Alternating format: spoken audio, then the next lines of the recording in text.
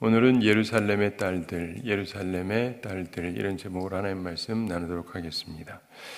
오늘 말씀에서 보면 예수님께서 십자가를 지고 가시는 길에 있었던 일을 설명하고 있습니다.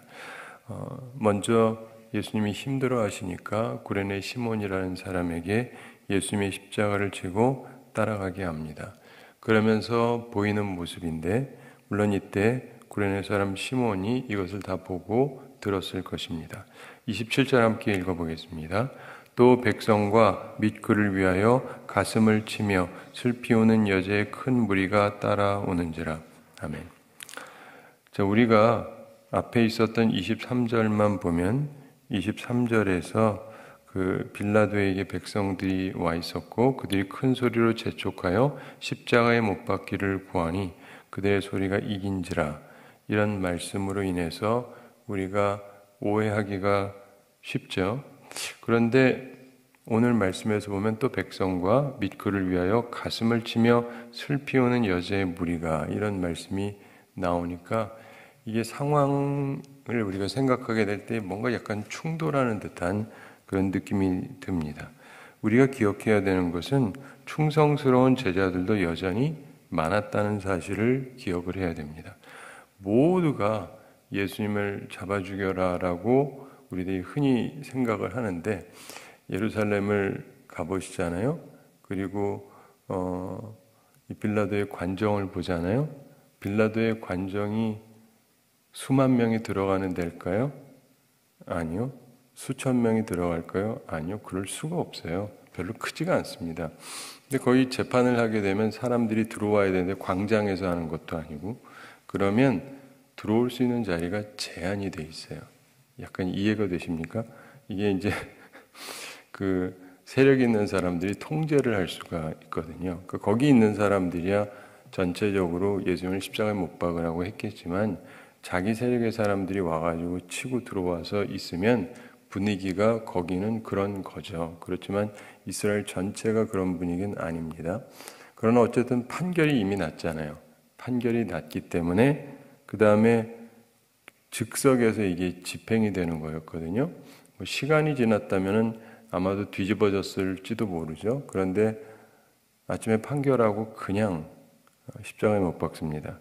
그러다 보니까 갑자기 그 얘기를 듣고 사람들이 달려온 사람들이 있었겠죠. 예수님을 위해서 가슴을 치면서 슬피 우는 여제의 큰 무리가 있었다. 이렇게 되어 있습니다. 한두 사람이 아니라 꽤 많은 여성들이 예수님을 위해서 가슴을 치면서 슬피 울고 있었다. 이렇게 설명하는데 여기에서 이제 보통 학자들이 보게 될 때 두 종류로 생각을 합니다. 이 사람들이 채찍을 맞아서 거반 죽게 된 그 상처투성이 예수님을 보면서 울었을 터인데 슬피 울었을 터이고 가슴 치면서 슬프게 울었는데 이 내용은 사실은 이 본문 누가복음에만 기록이 되어 있습니다. 다른 복음서에는 이 기록이 없어요. 근데 그래서 이제 누가는 어린아이라든가 여성이라든가 소위 약자에 대한 관심이 좀 많다 이렇게 봅니다. 이방인에 대해서도 그렇고. 근데 이 여자의 큰 무리에 대해서 그냥 우리가 생각하기에는 예수님을 따르던 사람들로 흔히들 생각을 많이 하고 또 다른 쪽으로는 어떤 성서학자들은 예수님을 따르던 여자들이 아니라 자선단체 여성이었을 것이다 라고 주장하는 학자들도 있습니다. 약간 이상하지만 왜 그렇게 얘기하는지는 조금 이따 설명드리겠고 어쨌든 참고로 막달라 마리아라든가 요한나라든가 수산나라든가 주님을 따르고 물질로 돕던 여성들도 있었으니까 그 가운데 분명히 있었겠죠. 그래서 우리가 흔히 생각하는 예수님을 사랑하고 따르던 그런 여성들만 생각할 수도 있고 혹은 거기에다 플러스 다른 종류의 사람도 있었다 이렇게 볼 수도 있을 것 같습니다. 28절 함께 읽어보겠습니다. 예수께서 돌이켜 그들을 향하여 이르시되 예루살렘의 딸들아 나를 위하여 울지 말고 너희와 너희 자녀를 위하여 울라. 아멘. 예수님께서 돌이켜서 그들을 향해서 말씀하셨다고 얘기합니다. 일부러 그들을 바라보면서 예수님께서 말씀을 하시는 것이죠. 자, 따라왔다 이렇게 돼 있지 않습니까? 예수님이 앞서가고 있고 여성들이 가슴치고 울면서 따라오고 있습니다. 근데 예수님께서 일부러 뒤돌아보신 거죠. 예수님이 앞서가고 있고 구레네 시몬이 십자가를 지고 있을 테고 여성들이 뒤에서 따라오고 있는데 아마 군병들이 예수님 앞으로는 사람들이 못 가게 했을 거예요. 길을 가야 되니까. 그런데 이제 뒤에서 따라오는데 이 사람들을 돌이켜서 그래서 그들을 향해서 말씀을 하시는데 예루살렘의 딸들아 그러면서 나를 위하여 울지 말고 이런 말씀을 합니다. 우선은 우리가 생각해 볼 수 있는 것은 예수님께서 당장 고난을 당하고 계시지 않습니까? 조금 전에도 심하게 엄청나게 맞으셨고 피를 흘리시면서 걸어가고 있고 또 십자가에 곧 달리실 것이고 그리고 몇 시간 후에는 십자가에서 지옥 같은 고통을 계속 당하시게 될 것이고 그런 상태입니다. 그런데 나를 위하여 울지 말라 이렇게 얘기합니다. 왜냐하면 이분의 미래는 보장이 되어 있기 때문입니다. 부활이 그리고 영광이 보장이 되어 있습니다. 우리들은 흔히 생각하게 될 때, 판단을 하게 될 때 잘 이해를 못하는 경우들이 이렇게 많이 있습니다. 그래서 이게 어떤 상황이냐. 그런데 저쪽에서 보기에는 예수님이 불쌍해 보이고 참 안타까워 보이고 그러지만 예수님께서는 나를 위해서 울지 말고 뭐라고 말씀하시냐면은 너희와 너희 자녀를 위하여 울라 이렇게 말씀합니다. 너희를 위해서 울고 너희 자녀를 위해서 울어라. 이 부분 때문에도 어떤 성서학자들은 이것은 그냥 이스라엘의 자선단체 여성으로 보기도 하는 것입니다. 왜냐하면 주님의 참된 제자들을 향해서도 말씀하셨을 수도 있지만 만약에 이 가운데 우리나라도 옛날에 그거 아시죠? 누가 죽게 되면은 와가지고 울어주는 사람도 있었던 거 아시죠? 아이고 하면서 모르시면 하여간 그런 적이 있었습니다. 돈 주고 돈 받고 하는 사람이 있어요. 왜냐면 분위기가 상갓집은 우리나라는 본래 슬퍼야 되거든요. 우리 기독교인들은 이제 이 문화를 완전히 바꿔버렸지만 옛날에는 일단은 슬퍼야 돼요. 그래서 막 울고 해야 되는데 우는 것도 쉽지가 않습니다. 그러니까 누가 와서 울어줘야 돼요. 아이고 하면서 계속 슬픈 분위기를 해야 되는데 옛날에 이스라엘에도 그런 사람들이 있었다고 그래요. 그리고 이게 정말 슬픈 일이긴 하니까. 근데 이건 뭐 돈 받고 한다기보다 자선단체에 속하는 여성들, 뭐 오늘날에도 충분히 그럴 수 있지 않습니까? 불쌍한 사람들 보면은 그들을 위해서 자선하는 관념으로 하기도 하고 예수님에게 나중에 먹이려고 했던 마시게 하려고 했던 것도 그렇고 이런 것들이 다 주로 자선단체 여성들이 하던 것이라고 그래요. 그러니까 이 형장에 끌려가는 죄인들을 보면서 그들을 불쌍히 여기고 돕고 하는 그런 모습들. 그래서 바로 그런 사람들을 위한 얘기였을 것이다 라고 보는 성서학자도 있습니다. 그런 면도 어느 정도 있겠죠. 만약에 그런 것이 분명한 사실 중에 하나라고 한다면 이들이 회개하지 않는다고 한다면 그들의 자녀와 함께 그들의 미래는 아무런 보장이 없는 것입니다. 거듭나지 않고 회개하지 않는 자에게는 형벌이 임하게 되는 것이죠. 예루살렘 멸망 시에 나타나게 될 고통, 그것은 영원한 재앙의 전조가 되는 것으로 무시무시한 것이 될 것이기 때문입니다. 그래서 그런 면도 있겠고 또 다른 면에서 예수님을 사랑하고 따르는 사람에게도 어느 정도 해당이 되죠. 예수님께서 지금 어려움을 당하고 고난을 당하시지만 이것으로 인해서 이들이 앞으로 아무 일도 안 당하는 것은 아닙니다. 여러분들이 항상 이해를 하셔야 되는 게 주님께서 우리의 모든 죄가를 짊어지시고 우리를 위해서 모든 형벌을 당하셨다라고 말씀이 되어 있긴 한데 그러니까 그 다음에 우리 인생에는 아무런 어려움이 없다는 전혀 아닙니다. 근본적으로 그 말씀의 의미와 그러니까 이제는 아무것도 없다. 그건 굉장히 어린아이 같이 해석을 하는 거죠. 우리 주님을 믿는 사람들에게는요, 고난은 반드시 있다가 또 다른 부분에 나오는 성경 말씀이에요. 성경은요, 복합적으로 봐야 제대로 이해를 할 수가 있습니다. 우리가 예수 그리스도 안에서는 결코 정죄함이 없다고 얘기하면서도 그러나 고난이 없으면 사생자라 그래요. 하나님의 자녀가 아니다. 나는 삶에 어려움이 하나도 없어. 이런 사람은 하나님의 자녀가 아니다. 고난이 있어야 되겠어요? 없어야 되겠어요? 있어야 되겠죠. 이런 때는 말하기 싫죠. 고난이 없는 하나님의 자녀이고 싶죠. 저도 그렇습니다. 솔직히. 근데 어쨌든 하나님께서 그렇게 하시는데 그게 나빠서가 아니라 그래서 합력하여서 선을 이루게 하시는 거예요. 이런 시간도 그렇죠. 뭐 꼭 새벽부터 와가지고 이렇게 힘들게 들어야 되나. 힘들죠. 그렇지만 이것이 또 유익이 되기도 하잖아요. 그런 것처럼 하나님께서 우리에게 허용하시는 그런 부분들이 있는데 그런 부분들이 우리가 예수님과 함께 상속을 받기 위해서 꼭 필요한 과정들입니다. 예수님께서도요, 고난을 통해서 순종을 배웠다라는 말씀도 또 있기도 하죠. 우리가 살면서 보면은요, 순종의 사람이 되려면 어느 정도의 고난이 필요한 거예요. 그래서 저도 살면서 나름대로 고난을 많이 겪었는데 제 자녀들도 아들 둘을 보면서도 얘들도 고난은 있을 것이다. 그리고 당연히 어느 정도는 있어야 된다고 생각을 하고 그렇게 감당하게 하려고 노력을 합니다. 그냥 얘들 앞에 아무 일도 없게 해주시고 형통하기만 하고 잘 되기만 하고 이러길 저도 바라긴 하지만 하나님이 얘들을 참으로 사랑한다면 그렇게만 두지는 않으시거든요. 절대로 그렇게만 두지는 않으십니다.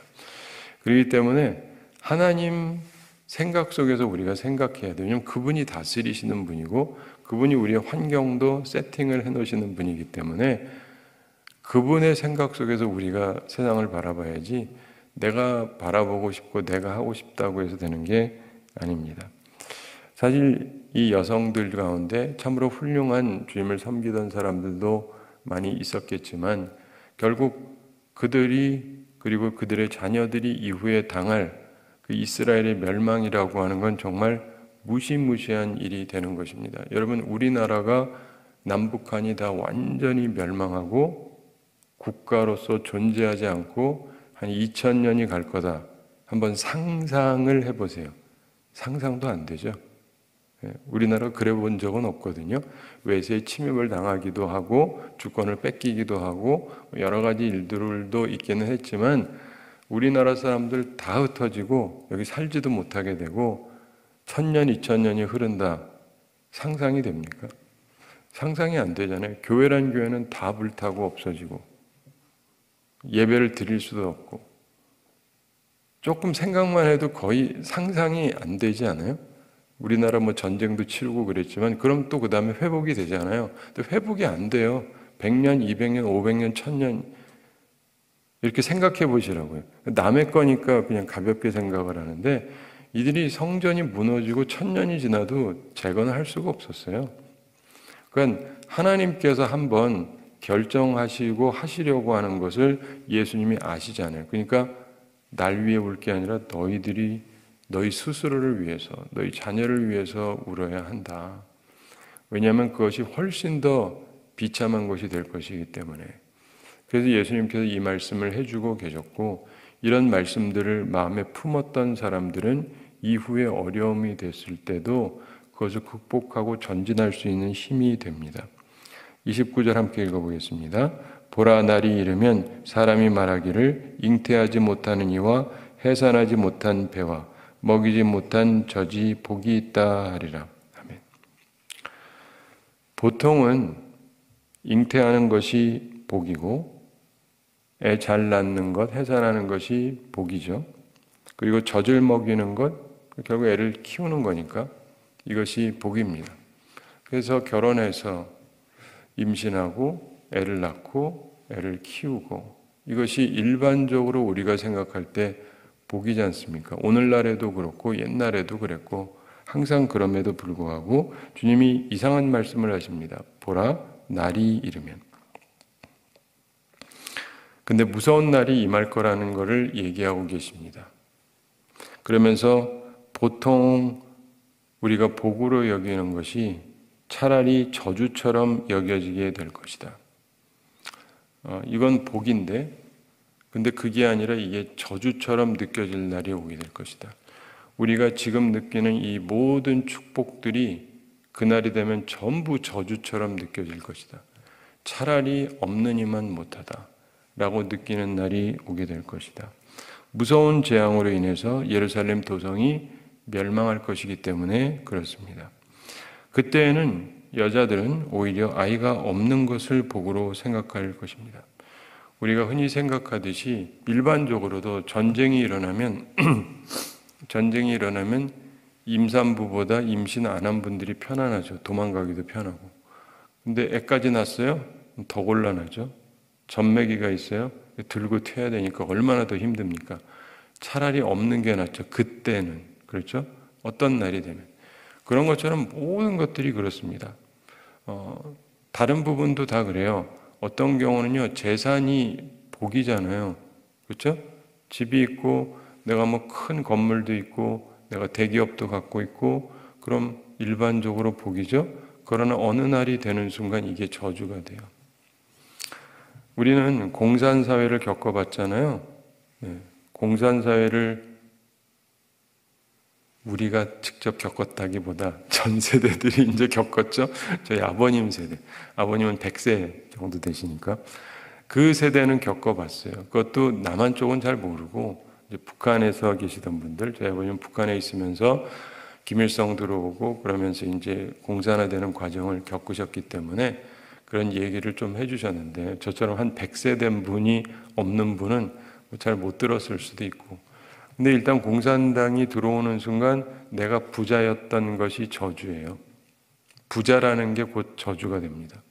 내가 사장이고 회장이면 이건 사형받는 거예요. 종업원은 괜찮아요. 근데 그리고 내가 큰 건물이 있어요. 이거는 죽일 놈이에요. 부르주아라고 해서 때려 죽일 놈이에요.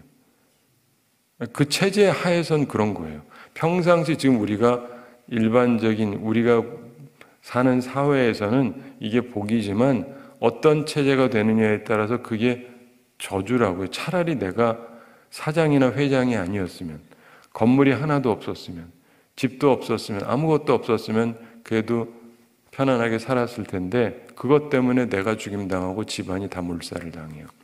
그런 분들 굉장히 많습니다. 그냥 잡아다 다 죽입니다. 죽창으로 찔러 죽이고, 요즘 그런 얘기를 거의 안 가르쳐도 사람들이 잘 몰라서 그러는데 뭐 더해요.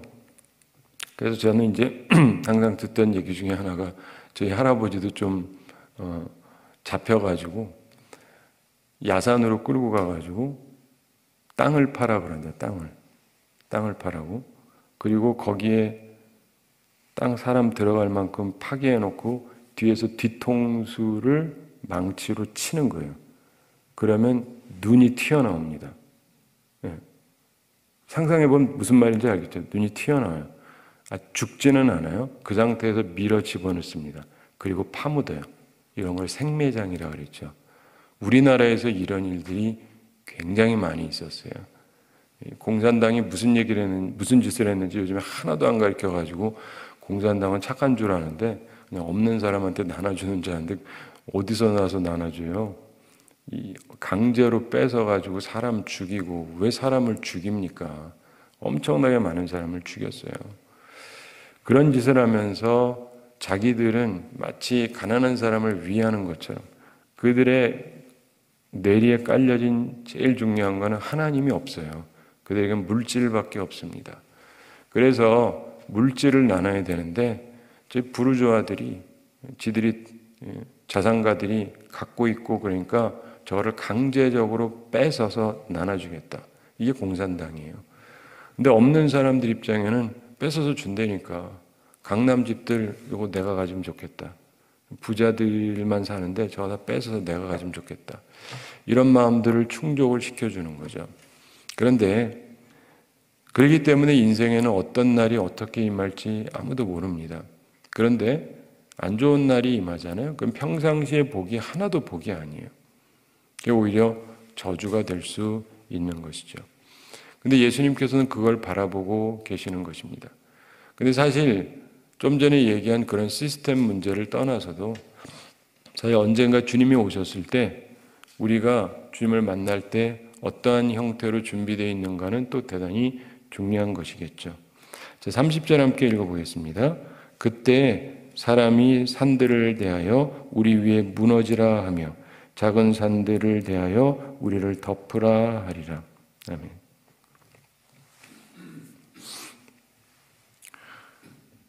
이스라엘이 예루살렘이 어려움을 당했을 때 그때 남녀노소를 가리지 않고 처형하고 비참하게 죽이고 이렇게 했는데 그때 사람이 산들을 향하여 우리 위에 무너지라 하며 작은 산들을 대하여 우리를 덮으라 하리라. 이런 말씀이 성경에 여러 번 나옵니다. 한 3번 정도 나오는데 그 중에 한 말씀이죠. 그 중에 하나로 호세아 10장 8절에 보면 이런 말씀이 나옵니다. 이스라엘의 죄 곧 아웬의 산당은 파괴되어 가시와 찔레가 그 제단 위에 날 것이니 그때 그들이 산더러 우리를 가리라 할 것이요 작은 산더러 우리 위에 무너지라 하리라. 산이 내 위에 무너져서 죽으면 좋겠다 라고 말하는데 왜 그러냐면 이 호세아서에서 사마리아에 대한 심판이 무서울 것이기 때문에 이런 말을 하게 될 것이다 라고 선언을 했던 것입니다. 그리고 실제로 역사를 보면은 기원 70년경 예루살렘이 멸망을 하죠. 그때 참으로 무섭게 멸망을 당했다고 그럽니다. 회개하지 않는 사람들의 마지막 고뇌의 외침, 그것은 가장 절망적인 외침이 될 것입니다. 31절 함께 읽어보겠습니다. 푸른 나무에도 이같이 하거든 마른 나무에는 어떻게 되리오 하시니라. 아멘. 푸른 나무는 예수님을 상징한다고 성서학자들이 보통 해석을 합니다. 마른 나무는 회개하지 않는 유대인들을 상징한다라고 보통 해석을 하는데 푸른 나무는 일반적으로 이제 물이 오른 나무죠. 물기가 있어요. 그래서 쉽게 불이 잘 붙지가 않습니다. 그런데 마른 나무는 물기가 없어요. 그래서 불이 잘 붙고 빨리 탑니다. 죄가 없는 예수님, 푸른 나무조차도 이렇게 처참하게 처형이 되도록 그대로 두시는 하나님이시라면 죄에 대해서 이토록 정의로우신 하나님이라면 죄가 있는 유대인들, 이 마른 나무에 대한 심판은 얼마나 더 처참할 것인가 그것을 기억하라는 것입니다. 그래서 예수님께서 예수님을 위해 울지 말고 너희들과 자녀들이 받을 저주와 고통을 두려워하라고 말씀하시는 것입니다. 사랑하는 성도 여러분, 오늘날에는 이런 얘기를 사람들이 잘 안 해요. 왜냐하면 싫어하니까. 싫어하는 얘기는 하면은 사람들이 안 좋아합니다. 그래서 그 안 좋아하는 얘기를 사람들이 하기 싫어하는데 예수님은 항상 진실만을 말씀하시죠. 우리는 주의 제자들이기 때문에 진실만을 이야기해야 합니다. 다 괜찮다, 다 괜찮다, 다 괜찮다, 평안할 것이다, 평안할 것이다. 근데 과연 그런가? 하나님 앞에서 온전치 못한 삶을 살아가는데도 불구하고 다 괜찮을 것인가? 평안할 것인가? 그럴 수는 없는 것이죠. 참된 회개가 우리 가운데 있어야 하는 것입니다. 참된 회개가 없으면 우리와 우리 후손의 미래는 정말 두려운 것이 될 수 있습니다. 여러분, 우리나라를 요즘 보면 어떠신지 모르겠는데 많은 분들이 굉장히 힘들어해요. 그렇죠? 상황도 그렇고 이쪽이든 저쪽이든 상관없이 다들 피곤하게 생각을 합니다. 그래서 좀 나라가 좀 편안하면 좋겠다. 예? 뭐 저도 그런데 근데 잘 생각해 보실 필요가 있어요. 도대체 왜 이런가? 우리가 잘 하고 있는데 이런가? 아니면 우리에게 죄가 있는가? 항상 돌이켜 봐야 되거든요.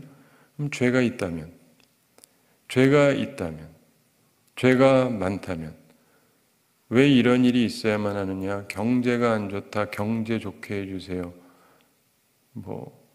이거 바꿔주시고 저거 바꿔주시고, 그게 바른 기도일까요? 기도는 먼저 회개부터 해야 돼요. 굉장히 중요합니다.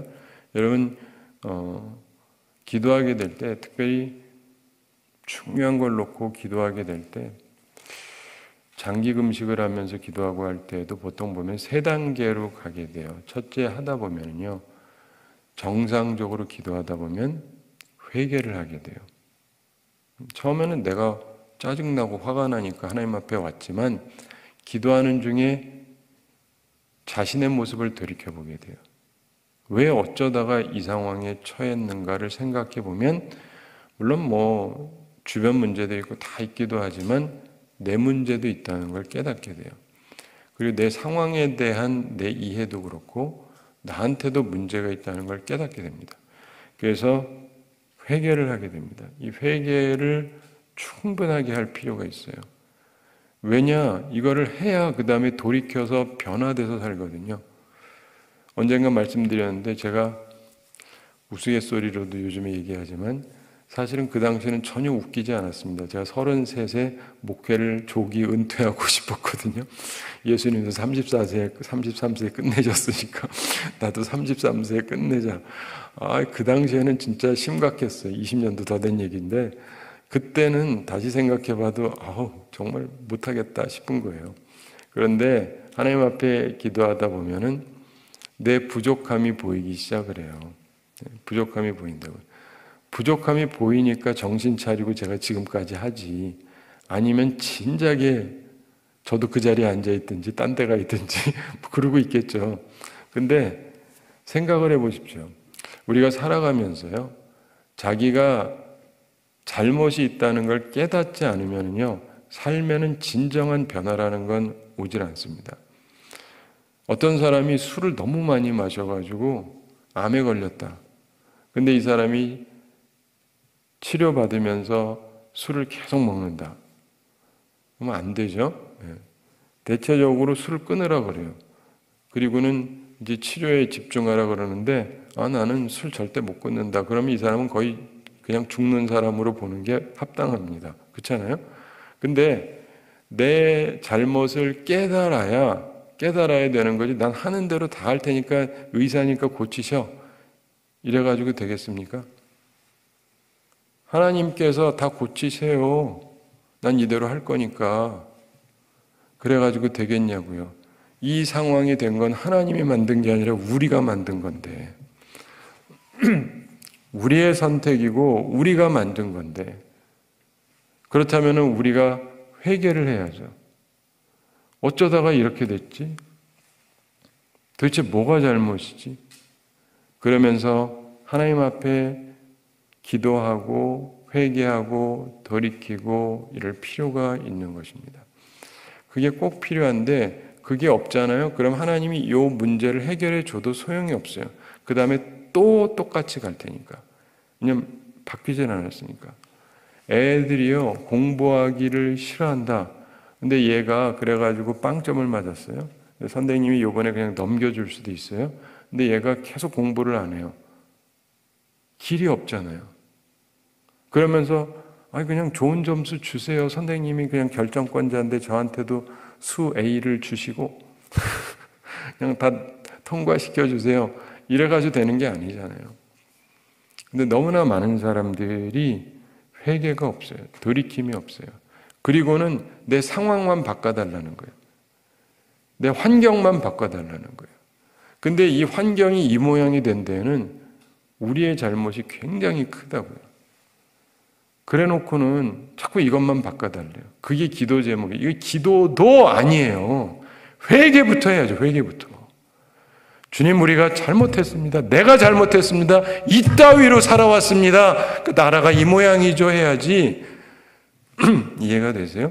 근데 그런 사람들은 눈 씻고 봐도 별로 보기가 어렵습니다. 그냥 다 남 탓이고 하나님이 고치셔야 되고 하나님이 해야 되고, 물론 하나님이 해주실 부분이 있겠죠. 그렇지만은 내 잘못을 깨닫지 못하고 그러면 소용이 없어요. 저는 대학 다니던 때가 한 40년 전인 것 같긴데 그 당시에 성경을 보면서 많이 연구하면서 이렇게 깊게 보던 슬픔의 이야기가 있습니다. 그 당시에 이제 대통령에 대해서 사람들이 이제 불만도 많고 그랬는데 지금도 뭐 그렇기도 하지만 근데 성경을 연구하다 보면 어느 나라에 다스리는 사람, 옛날 성경에 보면 항상 왕이지만 우리나라에서 치면 대통령 이럴 수 있고 미국이나 다른 나라도 마찬가지고 근데 이런 사람들이 굉장히 지혜로운 사람이 될 수도 있고 어리석은 사람이 될 수도 있어요. 그렇죠? 예. 근데 우리 교회만 하더라도 담임이 누구냐에 따라서 여러분이 영향을 받게 됩니다. 제가 지혜롭게 하느냐 어리석게 하느냐에 따라서 영향을 받게 돼요. 그런데 한 나라에서 지도자가 누가 서느냐는 그 나라의 흥망을 좌우하게 돼요. 근데 성경을 연구해 보잖아요. 그러면은 위에 올라가는 사람을 누가 정하시냐면 하나님이 정한다. 이런 거 우리 대충 들어서 아시죠? 그렇죠? 예. 그래서 다윗도 임명하고 솔로몬도 임명하는데 그 반대쪽도 하나님이 임명하시기도 하고 뭐 이런 걸 쭉 보게 되잖아요. 그래서 우리 흔히 생각하기를 정말 왕은 하늘이 낸다. 뭐 이런 말도 하고 그런데 그러면 하늘이 내면 좋은 사람이어야 되잖아요. 그거는 하나만 알고 둘은 모르시는 거예요. 하나님이 정하긴 하시는데 하나님의 뜻을 따라서 정하세요. 그럼 하나님께서 언제 좋은 사람을 주고 언제 나쁜 사람을 주냐? 그 나라 잘 되게 하려고 할 때, 복 주려고 할 때 좋은 지도자를 세워주세요. 그 나라를 혼내려고 할 때, 망하게 하려고 할 때 지혜롭지 못한 지도자를 줘요. 죄가 많은 지도자를 세우게 하세요. 성경을 보면 그렇게 나옵니다. 우리 여기도 구약을 전공하는 박사도 있지만 구약을 쭉 살펴보면은요 그런 얘기가 쭉 나와요. 어떤 나라는요 지혜로 굉장히 탁월해요. 그리고 그들이 갖고 있는 요새적인 그런 것들이 강한데 이 나라가 결국 망하게 돼요. 왜요? 지도자가 지혜가 없는 사람이 서게 돼요. 여러분들이 보기에 우리나라 지도자가 계속해서 참으로 지혜로운 사람들이 서고 있다. 그렇다면 하나님이 우리한테 복 주신다라는 증거겠지만 지속적으로 별로 지혜롭지 못하거나 의롭지 못하다. 이 얘기는요. 우리가 지금 저주 아래 있다고 해석하는 게 맞아요. 이런 말은 물론 아무도 안 좋아하죠. 그렇지만 이게 성경의 말씀이에요. 전 성경대로 가르쳐야 하고 듣기 좋은 얘기만 하면 하나님께서 나를 나중에 치실 테니까. 근데 우리가 기억을 해야 되는 것은 정말 우리가 생각할 때 훌륭한 사람들이 참 많은데 그 중에서 누굴 뽑아야 될까를 고민하는 게 아니라 다 문제 있는데 그 중에 누굴 뽑아야 덜 나쁠까 정도라면 이미 복 속에 있는 게 아니에요. 저주 속에 있는 거죠. 근데 이게 우리나라만이 아니라 미국도 그렇고 유럽도 그렇고 거의 모든 나라들이 요즘 그런 상황이에요. 전 세계가 복받는 상황이 아니라 하나님의 저주 속에 있는 느낌. 근데 왜 그렇습니까? 하나님을 전심으로 찾고 하나님을 사랑하고 있지 않아요. 교회들도 있고 믿는 사람들도 많이 있지만은 정말 하나님 앞에 온전치 못한 사람들이 너무 많은 거예요. 그렇기 때문에 하나님께서 고통을 느끼도록 하시는 거예요. 고통을 느껴야 왜 그러지? 라고 생각하니까. 그때서라도 기도라도 하니까. 우리가 사사기에서도 보는 것처럼 힘드니까 힘들어서라도 기도라도 하니까. 근데 기도도 안 하는 사람들도 많으니까요. 근데 하나님께서 이렇게 하시는 걸 보면서 빨리 깨달아야 돼요. 하나님 좀 해결해 주세요. 돈 좀 주세요. 좋은 지도자 세우세요. 이게 아니고 하나님 제가 잘못했습니다. 우리가 잘못했습니다. 우리의 죄를 사하여 주옵소서. 그리고 진짜 회개의 모습이 일어나야 돼요. 저는 한국을 28년 떠났다 왔는데 30년 만에 와서 느끼는 것은 나라가 표면적으로 괜찮아진 것 같은데 속으로 가면 다 썩었어요. 그리고 도대체 왜 이러는지 곳곳마다 우리 기독교계도 그렇고 교육계도 그렇고 정치뿐 아니라 모든 것들이 왜 이렇게 썩었는지 알 수가 없어요. 그러니까 이상한 일이 계속 벌어질 수밖에 없습니다. 예수님께서 경고하셨습니다. 하나님의 아들도 이런 고난을 당하는데 지옥의 고통이 오죽하겠습니까? 사랑하는 성도 여러분, 우리는 주님과 함께 고난을 받고 부활의 능력을 체험하며 살아가야 됩니다. 세상 사람들처럼 멋대로 살다가 그리고 예전에 있었던 종교 지도자들과 종교인들처럼 지들 멋대로 하다가 그리고 자기 뜻대로 이룩하는 것 같고 기득권을 차지하고 훌륭한 주님을 몰아내고 죽이지만 결국은 자기랑 자기 온 집안이 망하고 성전도 무너지고 완전히 멸망하는 그런 자리로 가지 말고 하나님 앞에서 온전하게 나아가야 됩니다. 우리나라에 대해서 이런 특이한 뉴스가 많이 들리지 않습니까? 대한민국 소멸 들어보셨죠? 대한민국 소멸. 앞으로 우리나라는 수가 계속 줄어들고 소멸할 것이다. 사실 숫자가 이미 줄기 시작했어요. 우리 눈엔 많아 보이지만 계속해서 수가 줄고 있습니다. 서울 인구도 계속 줄고 있어요. 수십만 명이 줄었어요. 몇 년 사이에. 계속해서 이러면서 다른 나라에서도 보면은 한국은 소멸할 것이다. 이 말을 들으면서도 별 느낌들이 없는 분들이 꽤 많은 것 같아요. 사랑하는 성도 여러분, 우리는 똑같은 시대에 많은 사람이 살아도요, 분명하게 갈라지게 됩니다.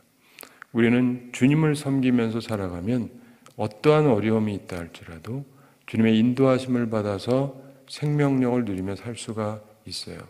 하나만 더 말씀드리면 예수님의 말씀을 심각하게 받아들였던 주의 제자들은 이스라엘이 망하고 예루살렘이 멸망을 당할 때 거기에 있지를 않았어요. 주님이 잊지 말라 그랬거든요. 그래서 역사적으로 보면은 예수님을 따르던 사람들은 거기 없었습니다. 다 살았어요. 참조하시기 바랍니다. 내 생각대로 내 뜻대로 우리의 의지대로 해서 뭐 되는 것이 아니고 주님 말씀대로 하는 사람들이 생명을 얻는 것입니다. 바라기는 항상 주님 앞에 민감한 사람들이 되시고 성령의 인도하심을 따라서 복되게 살아가는 우리 모두가 되기를 바랍니다. 우리 함께 기도하겠습니다. 사랑의 하나님 아버지, 우리를 사랑해 주시고 오늘도 저희들에게 귀한 말씀 주심을 감사드립니다. 참으로 서글픈 사실 그리고 참으로 가슴 아픈 일이지만 이 말씀들을 통해서 우리들의 현실을 다시금 돌아보게 해주심을 감사드립니다. 주님, 저희들이 주님 앞에서 어떻게 살아가고 있는지 돌이켜보게 해주시고 주님이 우리에게 들려주시고자 하시는 말씀을 들을 귀를 가지고 듣게 하여 주시옵소서. 하나님께서 우리를 향하신 말씀을 깨닫고 주님 앞에 나아가는 저희들 다 되게 하여 주시옵소서. 주님, 저희들을 긍휼히 여겨주시고 우리 교회를, 우리 한국교회를 또 우리 나라를 긍휼히 여겨주시고 세상을 긍휼히 여겨주시옵소서. 그리고 참된 주의 사람들이 다시금 주님 앞에 일어나고 주께서 기뻐하시는 대로 살아가야 될 텐데 우리가 그런 사람들 중에 한 사람들이 되게 해주시고 주님을 기쁘시게 하는 주의 사람들, 항상 주께서 기뻐하시는 좁은 길을 걸어가며 생명의 길을 걸어가며 생명력을 누리며 살아가는 주의 참된 제자들이 되게 하여 주시옵소서. 우리 성도들 기억해 주셔서 영육간에 강건케 해주시고 일용할 양식 공급해 주시고 시험에 들지 않고 악과 싸워 이기는 주의 용사들 다 되게 하여 주시옵소서. 감사드리며 예수님의 이름으로 기도드리옵나이다. 아멘.